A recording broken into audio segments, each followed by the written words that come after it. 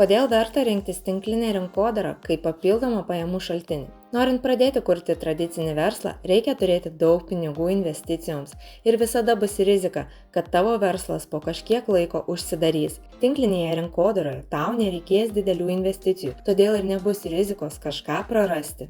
Tinklinė rinkodara puikus būdas išbandyti save versle. Kompanija pasirūpins leidimais, sandėliavimu, siuntimu, o jūs kaip verslininkas būsite atsakingas už tai, kad jūsų verslas plėstųsi ir generuotų apyvartas. Jokiame darbe ar versle tu neturėsi šalia žmonių, kurių interesas bus tau padėti. Dažniausiai samdomam darbe kiekvienas ateina ir daro savo darbą nesigilindamas, ką veikia kitas. O mūsų darbas yra būti 100% pasiekiamais visada, rūpintis ir padėti naujokams augti. Tinklinė rinkodara augina žmonės iš vidaus. Kam teko susidurti, turbūt pastebėjote, kad visi tinklininkai daug mokosi, užsiima saviugdą.